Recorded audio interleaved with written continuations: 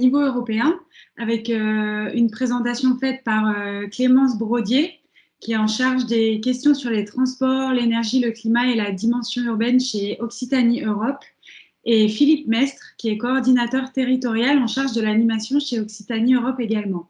Donc, ils interviendront sur le contexte européen dans le cadre du Green New Deal et des opportunités de financement, ainsi que de l'aide à la structuration de dossiers européens. Ensuite, on descendra au niveau national avec Perrine Colomer-Régis, qui est chargée de mission économie circulaire à l'ADEME Occitanie.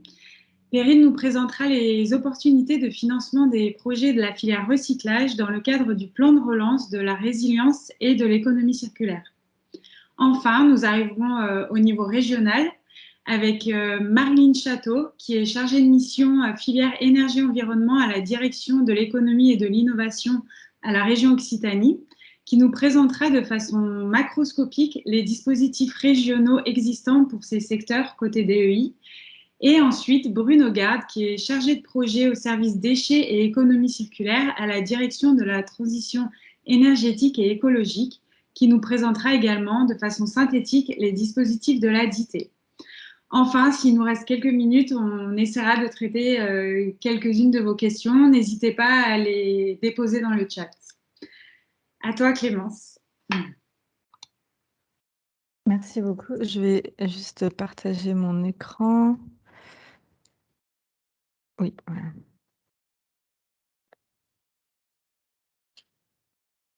Ah, du coup, ça commence à la fin. J'espère que, enfin, si vous ne voyez pas, n'hésitez pas à me le mentionner. Je pense que là, on voit bien. Je vais rester comme ça parce que souvent, quand on est en mode diaporama, ça ne marche pas forcément. Donc, bonjour à tous. Donc, je vais vous présenter le niveau européen et donc notamment en ce qui concerne les thèmes du recyclage, de la valorisation des matériaux. Donc, en premier, le contexte un petit peu politique pour resituer où se situent ces financements et dans quel cadre. On est dans le cadre du Green Deal européen, donc, qui a été annoncé par la Commission européenne en décembre 2019, qui vise en fait à rendre l'Union européenne neutre climatiquement à l'horizon 2050. Donc c'est transversal, une nouvelle stratégie de croissance de l'Union européenne qui va infuser dans tous les domaines de l'Union européenne, donc que ce soit l'environnement, l'énergie, le climat bien sûr, mais aussi l'agriculture, l'industrie. Et donc, ça va vraiment influer sur toutes les priorités politiques à venir pour les 10 prochaines années, voire jusqu'en 2050. Donc, nous, on va zoomer un petit peu sur le plan d'action sur l'économie circulaire qui a été publié en 2020 et qui vise à réduire, enfin, à amener l'Union européenne vers une économie plus circulaire. Donc, je vais passer très rapidement sur les différents dispositifs. Sachant que ce plan d'action se veut vraiment focus sur une conception des produits durables, donc vraiment pour réduire l'impact des produits et les déchets dès la conception des produits. Et ensuite, ils agissent sur différentes chaînes de valeur clés, donc qui ont pu être mentionnées et qui ont pu être traitées dans votre webinaire, donc que ce soit les produits électroniques, les batteries de véhicules, avec un règlement qui a été publié en décembre 2020, les emballages. On a aussi tout ce qui est bien sûr plastique, des lignes directrices pour appliquer les directives européennes, une stratégie européenne sur les textiles qui est très attendue et la première du genre au niveau européen. Tout ce qui s'agit des produits de construction et du bâti durable. Et enfin, l'économie circulaire au niveau du gaspillage alimentaire. Donc, bien sûr, vous aurez le PowerPoint et les liens que vous pourrez explorer ensuite. Ensuite, d'autres objectifs au niveau réduction des déchets et harmonisation du système de collecte. Et un objectif qui est assez important aussi au niveau européen, qui est développer le marché pour les matières premières secondaires, pour les valoriser au même niveau que les matières premières d'origine. Donc, pour permettre d'avoir une économie plus circulaire et donc aussi l'interdiction d'exportation des déchets. Enfin, ce sont les grandes mesures phares de ce plan d'action qui est en cours de mise en œuvre. Donc tout ça, c'est au niveau politique. Je vous ai mis aussi quelques éléments pour vous permettre aussi de participer à la discussion et de participer à la mise en œuvre de ces politiques européennes. Donc, sachant que la Commission européenne organise régulièrement des consultations sur les règlements et les directives qu'elle va publier, sur les stratégies. Donc, notamment, il y en a une en cours sur la stratégie européenne pour le textile. Sa stratégie est attendue au troisième trimestre 2021 et la consultation en cours est ouverte jusqu'au août 2021. Et donc, on a aussi différentes consultations sur les éléments, sur les produits électroniques également.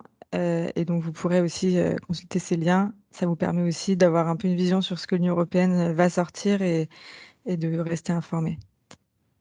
Pour passer peut-être plus à ce qui nous intéresse aujourd'hui, les financements européens donc, qui sont affiliés en fait à ces objectifs d'économie circulaire et ces plans d'action. Donc pour resituer, on a deux grands types de financements européens qui sont disponibles. Tout ce qui est fonds européens structurels, donc le FEDER, FSE et FEADER ferme dans un autre registre, qui est une gestion décentralisée gérée par la région. Donc il faudra pour cela s'adresser plutôt directement à la région et à la direction Europe. Et on va s'intéresser ici donc à ce que nous, à Occitanie Europe, on suit particulièrement. Donc on est la représentation de la région à Bruxelles. On suit les fonds sectoriels qui sont gérés directement par la Commission européenne et qui sont attribués via des appels à propositions. Vous déposez un projet, une candidature au sein d'un appel à proposition ou un appel à projet, et ce financement est additionnel. Donc, c'est un cofinancement la plupart du temps pour des projets souvent transnationaux, donc qui devront être réalisés en coopération avec d'autres collectivités, d'autres États membres. Donc, on vous a identifié plusieurs types de financements européens qui peuvent correspondre au tout ce qui est recyclage et valorisation des matériaux. Donc, en particulier, le programme LIFE, qui est le principal programme pour l'environnement et le climat, et donc qui correspondrait plutôt à tout ce qui est économie circulaire, qualité de vie, donc le recyclage et la valorisation des matériaux, mais qui est plutôt sur un objectif de sensibilisation et information, prise de conscience du grand public, moins que sur de l'innovation ou de la technologie pure. Donc, on a quand même un budget de 1,3 milliard d'euros pour 2021-2027 sur cette priorité et un cofinancement de l'Union européenne de 60%. Donc, vous avez différents types de projets. Les plus connus sont les projets d'action standard. Les projets intégrés sont sur une échelle géographique très large, donc ça devrait être fait au minimum au niveau régional. Et les appels sont publiés une fois par an avec un budget équivalent chaque année, publié normalement chaque printemps. Donc il faut savoir que cette année, ça a pris un petit peu de retard comme on est sur une nouvelle période de programmation budgétaire européenne. Et le programme LIFE, l'appel 2021, devrait être publié en juillet 2021, mi-juillet, donc vers le 15 juillet. Et vous aurez notamment plus d'informations dans un webinaire régional de lancement du programme LIFE qu'on est en train de monter avec la région, qui devrait se tenir la première semaine de septembre. Et la date sera confirmée d'ici peu. Mais donc, si vous allez sur le site d'Occitanie Europe, vous pourrez avoir plus d'informations sur ce webinaire qu'on organise avec la Commission européenne et des témoignages de porteurs de projets LIFE régionaux. Et donc, toutes les personnes légales établies dans l'UE peuvent être bénéficiaires, donc privées, publiques, ONG. Et pour le LIFE, il n'y a pas forcément de conditions de partenariat transnational. Mais sachant que ça reste mieux pour la candidature, pour votre projet. Un deuxième grand programme, ou le plus grand programme sectoriel de l'Union européenne, qui est Horizon Europe, donc qui est successeur de Horizon 2020, peut-être que vous connaissez. Et donc là-dessus, on va s'intéresser surtout aux piliers 2 et aux clusters, donc qui sont des pôles transdisciplinaires d'appel à proposition. Donc notamment le cluster 4 sur l'industrie et le cluster 6 sur l'économie circulaire. Donc pour vous donner donc, les ordres de budget pour 2021-2027 et les grandes destinations, donc ce qu'on appelle destinations qui peuvent correspondre à des projets ou à des idées que vous auriez. Donc, par exemple, production circulaire, donc valorisation des déchets de construction. Je vous ai mis là quelques exemples d'appels pour 2021-2022. Donc, le programme de travail 2021-2022 est sorti et quelques appels sont ouverts depuis le 21 juin. Donc après, pour avoir plus d'informations sur des appels individuels, n'hésitez pas à revenir vers nous et on pourra vous éclairer sur les dates et les budgets affiliés à chaque priorité. Donc, c'est pour vous donner un petit peu une idée de ce que Horizon Europe peut financer. Ce sont des projets vraiment de recherche, enfin d'innovation. Donc, on a recherche-innovation qui est plutôt sur développer la technologie, les actions d'innovation qui sont sur l'entrée sur le marché d'une technologie et coordination et soutien qui sont plutôt de l'accompagnement, dissémination, standardisation. Donc, il y a des coûts, des taux de cofinancement différents pour chaque type de projet. Donc, Horizon Europe, c'est très intéressant parce que c'est 100% des coûts directs la plupart du temps. Et donc là, je vous ai mis aussi quelques petits liens avec des principaux critères d'évaluation. Et le portail français d'Horizon Europe qui peut aussi être très utile. Et enfin, un dernier programme sur lequel je suis moins spécialiste, qui est le programme sur le marché unique, qui est vraiment à destination des PME. Et donc, vous avez des sous-programmes, notamment protection des consommateurs et marché intérieur, avec certains appels qui peuvent correspondre à des priorités recyclage, valorisation des matériaux et économie circulaire. Et donc, vous aurez aussi plus d'informations sur ce PowerPoint ou en contactant Occitanie Europe, mais c'est un programme à garder en tête aussi pour les financements européens directs. Et je vais laisser la parole à mon collègue Philippe qui va vous présenter aussi l'aide à la structuration des projets européens qui est parfois complexe. Avance le slide, Clémence. Oui, bonjour à tous. Donc, je ne vais pas prendre beaucoup de temps puisqu'on n'a pas, on avait 10 minutes ou 12 minutes avec Clémence pour vous présenter tout ça. Donc, juste, tu peux avancer la slide, Clémence. Voilà, juste pour vous dire que nous, donc, en collaboration avec Occitanie Europe, nous avons un département Europe chez ADOC, donc dans l'agence de l'innovation, qui peut vous accompagner sur plusieurs points. Donc, l'accompagner pour vous aider à décrypter tout ce que vous a dit Clémence. On est là aussi pour vous apporter l'éclairage par rapport à quel outil européen, comment on monte un projet européen, qu'est-ce qu'il faut comme acteur, qu'est-ce qu'il faut comme consortium, qu'est-ce qu'il faut comme critères d'éligibilité. Donc tout ça, le département Europe d'ADOC peut vous aider à bien identifier le bon dispositif. Parce que comme l'a présenté Clémence, vous voyez qu'il y a beaucoup d'outils, de programmes et de points européens dans lesquels vous pouvez aussi dans lesquels vous pouvez vous inscrire. On peut vous aider aussi à comprendre la réglementation européenne. Donc, comment ça marche? Est-ce que moi, je suis assez fort pour aller dans ce programme-là? Comment le projet doit être structuré? Donc, tout ça, ça se prépare, je dirais, très en amont. Il faut compter entre 6 et 3 mois de préparation pour déposer un bon projet auprès des différents appels à projets européens. Pourquoi? Parce qu'il y a une concurrence assez forte. Ça se passe sous forme comme de concours, quoi. Il y a X projets de déposer et seuls, entre guillemets, les meilleurs sont sélectionnés. Comme l'a dit Clémence, il y a des taux de cofinancement qui sont très intéressants. Donc, effectivement, seuls les projets très complémentaires, les projets qui sont disséminables à l'échelle de l'Union européenne, qui sont reproductibles, qui servent à vraiment, et qui créent de la valeur ajoutée par rapport à l'état de l'art, sont retenus par les différents programmes. Donc, ADOC, le département Europe est là pour vous accompagner. On est aussi membre du réseau Entreprises européennes Network, donc qui nous permet aussi d'accéder à un nombre d'acteurs très important à l'échelle de l'Union européenne, donc que ce soit pour des PME, que ce soit pour des startups, tout ça pour vous aider à croître à l'international et pour vous aider à mieux vous impliquer ou comprendre la mécanique européenne. Donc, ça, c'est intéressant aussi. Autre point, et je finirai là-dessus, l'agence elle-même est partenaire de projets européens. Donc, ce qui peut être intéressant aussi pour vous, de venir avec nous sur des grands programmes un peu structurants, tels qu'on a fait sur l'hydrogène ou sur le numérique, parce qu'à ce moment-là, vous avez, je dirais, comme une locomotive qui peut vous accompagner pour rentrer dans ces projets-là, pour vous aider à vous positionner sur ces partenariats. Donc voilà, sachez qu'il y a beaucoup d'outils, comme l'a dit Clémence, à l'échelle de l'Union européenne, mais que ça se prépare, il faut bien le structurer, votre projet européen. Mais vraiment, n'hésitez pas soit à venir nous voir chez ADOC, soit à regarder sur le site d'Occitanie Europe toutes les sources d'informations que vous pouvez trouver. Et on est à votre disposition pour justement vous aider à monter ces projets-là, parce qu'il n'y a pas de raison que les gens de l'Occitanie n'y arrivent pas au même titre que les autres. Donc voilà, juste pour vous dire, allez-y, n'hésitez pas à venir nous voir. Merci. Merci beaucoup Clémence et Philippe. Nous allons passer au niveau national avec Perrine. Bonjour à tous.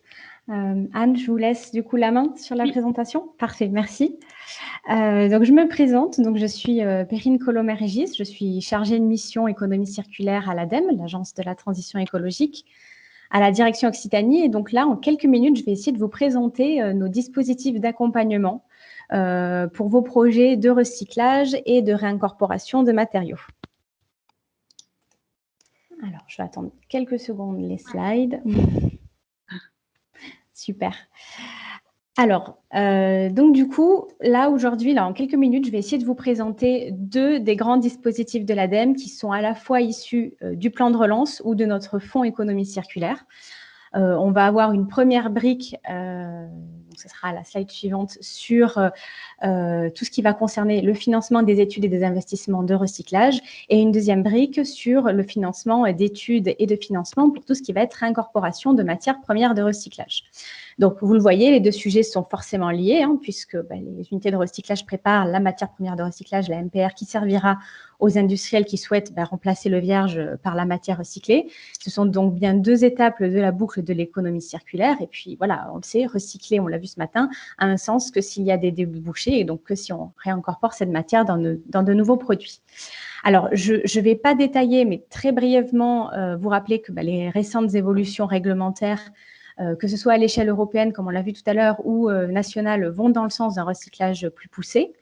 Et donc, du coup, l'ADEME finance et accompagne les acteurs qui souhaitent justement s'engager dans cette transition-là.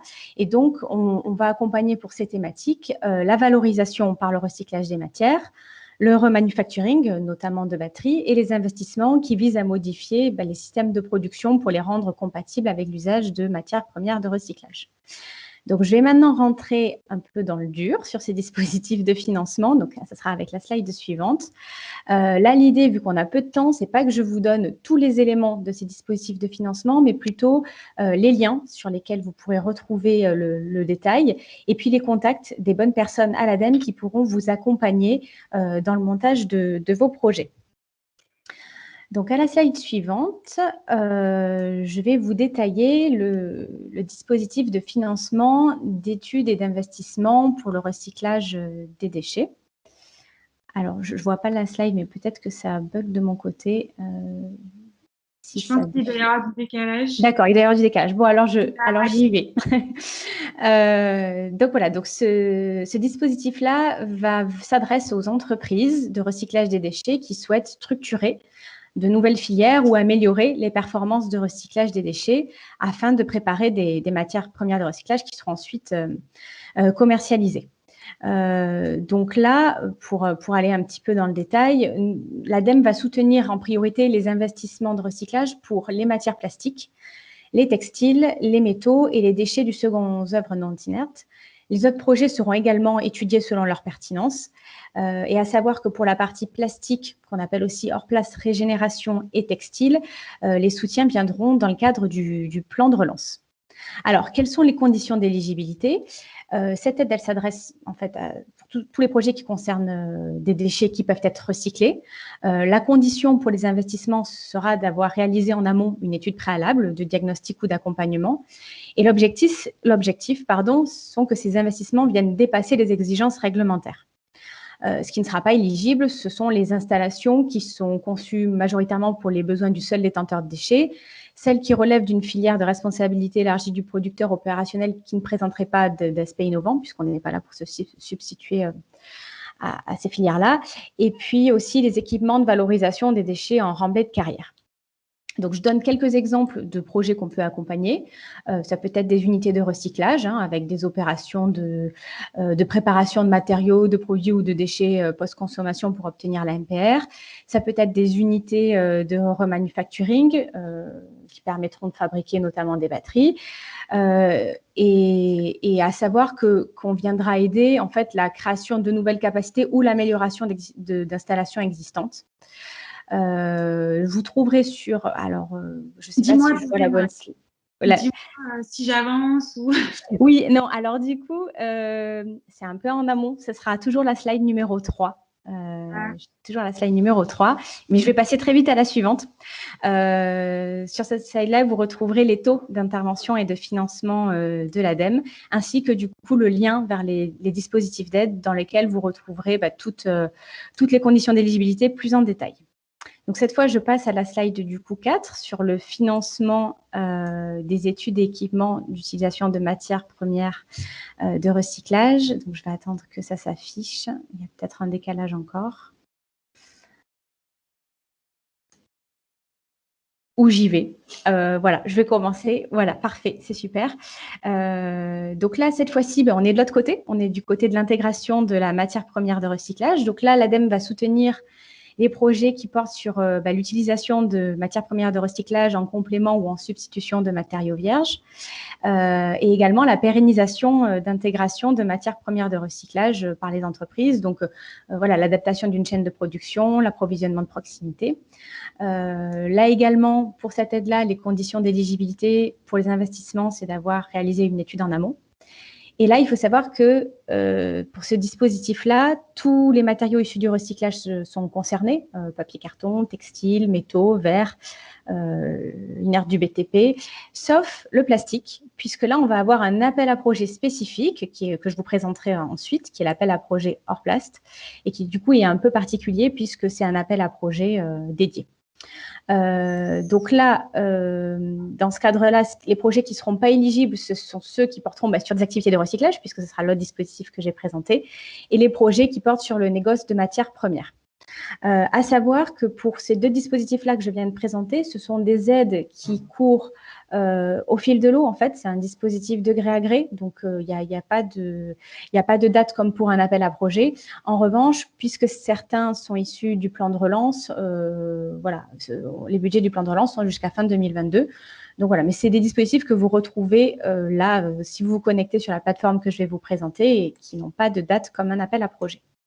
Du coup, je vais vous faire un petit focus sur Orplast, qui est notre appel à projet objectif recyclage plastique et qui vise du coup à soutenir financièrement l'intégration de matières plastiques recyclées. Donc, c'est la slide suivante, par les plasturgistes et les transformateurs qui effectuent la transformation de la matière première en produit. Là, vu que le temps passe, je ne vais pas vous présenter l'appel à projet en détail, mais ce que je peux vous dire, et ce sera du coup la slide 6, Anne, sur Orplast en un coup d'œil, vous retrouverez comme ça les dates de clôture de l'appel à projet. En fait, on va avoir 6 dates intermédiaires. Il se terminera en septembre 2022. La prochaine date était aujourd'hui, la suivante est au 1er décembre.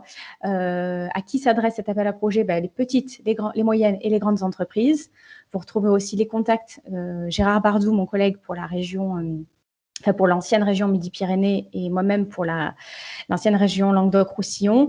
Voilà, comme ça, vous aurez tous les éléments pour qu'on puisse vous accompagner si vous souhaitez répondre à cet appel à projet qui, je le rappelle, concerne le matériau plastique et s'adresse du coup aux plasturgistes et transformateurs pour l'incorporation de matières premières de recyclage.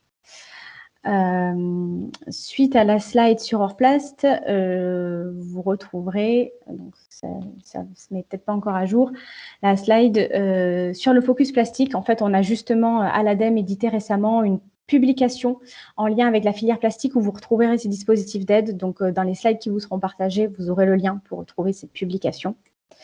Et enfin, et je terminerai avec ça, vous retrouverez sur la slide notre plateforme Agir, qui est la plateforme numérique de dépôt des demandes d'aide. Donc, sur cette plateforme-là, vous retrouverez tous les dispositifs d'aide de l'ADEME. Là, évidemment, je ne les ai pas tous présentés, je n'ai pas pu être exhaustive, mais vous pourrez vous connecter, créer un compte et en fonction de votre profil, que ce soit particulier, entreprise ou collectivité, retrouver les dispositifs et faire vos demandes d'aide.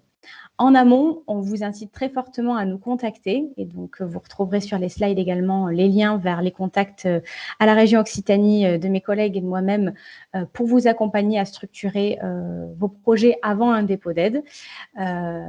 Et puis, je ne l'évoque pas parce que ça a été présenté par Madame Niclos ce matin, mais il y a également dans le cadre des investissements d'avenir et PIA 4, il y aura prochainement du coup un appel à projet sur la stratégie d'accélération sur le recyclage et la réincorporation de matériaux recyclés qui sortira, que vous retrouverez également sur cette plateforme.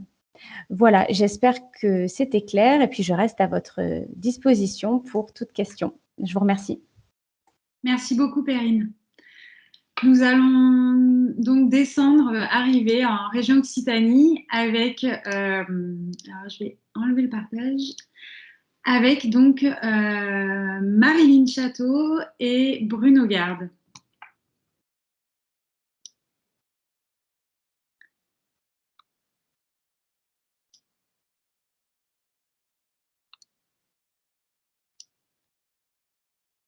Bonjour, Marilyn, tu nous... Et Bruno, vous nous... Ouais, on va voir si le son fonctionne. Je pense pas désactiver ce micro. Parfait, donc je vais partager l'écran pour qu'on ait votre présentation.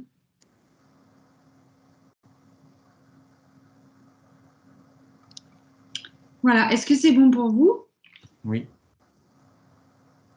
Ben, je vous en prie, allez-y.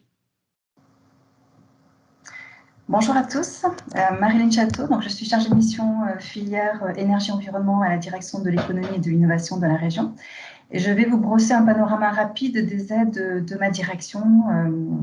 Alors, on n'a pas de dispositif spécifique sur le recyclage, donc je vais vous faire une présentation assez générale de toutes nos aides. Donc, la région a mis en place des financements adaptés aux petites comme aux grandes entreprises, les PASS et les contrats.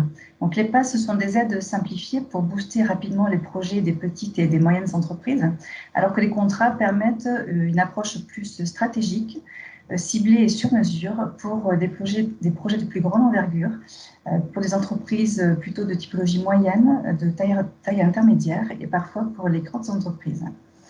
Donc, à travers ces aides, la région intervient sur de nombreux champs d'action qui sont listés ici sur votre droite, donc l'innovation, l'investissement, l'éco-énergie, la transition numérique ou encore l'export. Ces aides sont également ouvertes aux entreprises de l'économie sociale et solidaire. Outre ces aides directes, la région et ses partenaires financiers se mobilisent pour accompagner les entreprises dans leurs projets de développement à travers des prêts, des garanties ou le renforcement de leurs fonds propres. Donc, il s'agit d'outils d'ingénierie financière. Ensuite, les financements de la région sont adaptés à chaque étape de la vie d'une entreprise. Tu peux avancer, Anne, sur la présentation. Merci. Dans les différentes étapes d'une vie de l'entreprise, on a la phase de création, transmission, reprise. Là, les financements ont pour objectif de soutenir les projets de création de start-up dans leur phase d'émergence, ou alors d'amorcer la création de start-up, de faciliter la transmission reprise pour lutter contre les disparitions d'entreprises faute de repreneurs. Pour les projets d'innovation, la région soutient l'étude de la faisabilité de futures innovations, les collaborations entre les entreprises et les organismes de recherche, les projets d'innovation technologique, de procédés, de services ou d'organisation, qu'ils soient individuels ou collaboratifs, ainsi que les démarches vers l'industrie du futur, la transition numérique et la cybersécurité. La région finance également des projets de développement à travers des aides visant à valider la faisabilité de projets économiques, booster l'activité d'une entreprise, soutenir sa croissance et faciliter et accélérer l'implantation d'entreprises nationales et internationales en Occitanie. À l'international, la région soutient les entreprises dans leurs actions d'amorçage de l'export et d'approche d'un nouveau marché, ainsi que leur développement à plus long terme à l'international. Enfin, la région intervient également auprès des entreprises en difficulté et soutient les entreprises à travers des mesures d'urgence pour les aider à faire face à des crises exceptionnelles et pour les aider à relancer leurs activités économiques. Donc, vous trouvez des informations sur les aides de la région, puisque là, c'est vraiment très, très général ce que j'ai pu vous apporter comme information. Donc, c'est très simple, c'est rendez-vous sur le hub Entreprendre en Occitanie. Donc, vous voyez le lien qui est ici en bas à droite. Donc, c'est une plateforme dédiée aux entrepreneurs de la région. Depuis la page d'accueil, en fait, vous aurez accès à un moteur de recherche sur lequel vous pourrez faire des recherches sur des mots-clés ou alors sur les dispositifs directement si vous les connaissez. Et une fois sur la page, vous accédez à la synthèse de l'aide et sur sa fiche détaillée. Donc, il est important de savoir que pour avoir accès aux aides de la région, il faut avoir créé un compte sur ce hub entreprendre. Et dès lors que vous aurez créé ce compte, vous aurez accès directement à partir de ce hub entreprendre aux plateformes de dépôt en ligne des dossiers de demande d'aide. Donc, il y a une passerelle qui est faite automatiquement. Voilà, donc n'hésitez pas à vous rapprocher des chargés de mission du réseau des développeurs économiques qui sont constitués notamment par ADOC, par les CCI, par les EPCI. Et donc, bien aller sur le Hub Entreprendre qui est vraiment une mine d'informations pour toutes les entreprises de la région.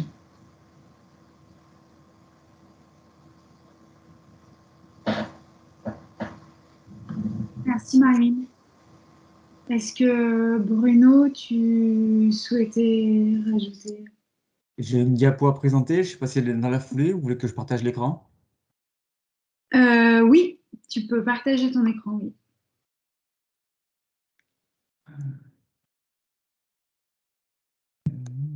Je vais arrêter mon partage. Vous voyez quelque chose là? Alors, pas encore, mais des fois, il faut un petit moment pour...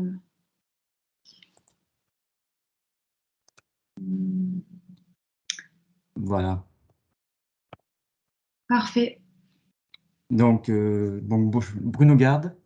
Donc, vous avez Marilyn, qui est à la direction du développement économique, vous a donc présenté des dispositifs d'aide qui s'adressent aux entreprises, entreprises secteur de l'économie circulaire, entreprises de production, enfin tout secteur d'activité confondu, avec ces différents dispositifs et aussi des critères d'intervention liés au développement économique. Et en parallèle de ça, donc moi je suis Bruno Garde, au service déchets et économie circulaire au sein de la direction de la transition écologique énergétique. Et c'est donc là juste un dispositif qui se veut un peu plus sectoriel et thématique, qui s'adresse à tout public, aussi bien des collectivités, des associations, des entreprises, des groupements d'entreprises. Et le fil rouge de ce dispositif, c'est que les projets qui peuvent émarger à ces dispositifs s'intègrent pleinement dans les orientations et objectifs du plan régional de prévention et de gestion des déchets, qui est une compétence propre à la région, compétence obligatoire. Et c'est un document d'orientation qui fixe un peu les grandes lignes et les grands objectifs à atteindre. Et à ce plan régalien qui est là avec un volet quand même prescriptif, mais aussi qui fixe un peu une trajectoire et des lignes directrices, est adossé un plan régional qui, lui, se veut plus opérationnel, d'action en faveur de l'économie circulaire. Là, vous avez les deux liens vers ces deux objets. Et au-delà d'un plan régional obligatoire et d'un plan d'action, qui précise, il serait bien de faire un ensemble d'actions et d'avoir des locomotives sur ces actions. Il nous semblait important, pour être cohérent, que la région adosse un dispositif dédié pour favoriser l'émergence des projets en lien avec toutes ces lignes directrices.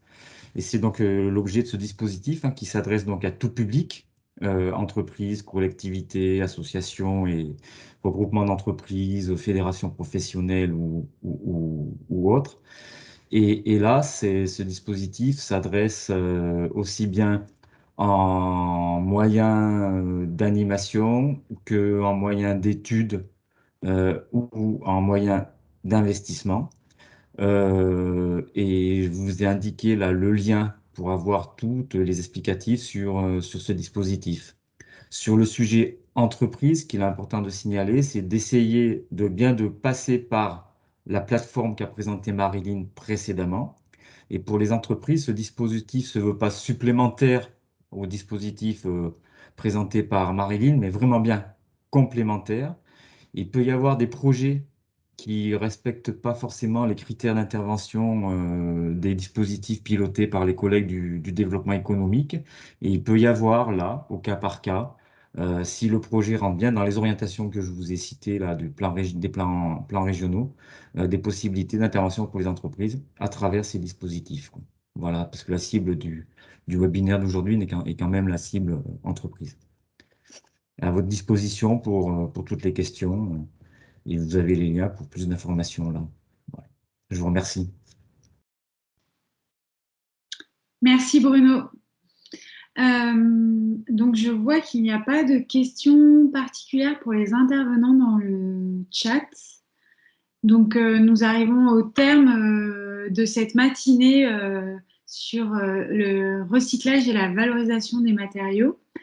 Donc, nous tenons à nouveau à remercier l'ensemble des intervenants et les partenaires qui nous ont aidés et accompagnés dans l'organisation de ces rencontres. Et également, je vous rappelle que vous pouvez encore vous inscrire pour les rencontres B2B qui auront lieu cet après-midi de 13h40 à 18h. Donc surtout, n'hésitez pas en retournant sur la plateforme Recyclage Matériaux. Je vous remercie et vous souhaite une bonne continuation dans cette journée.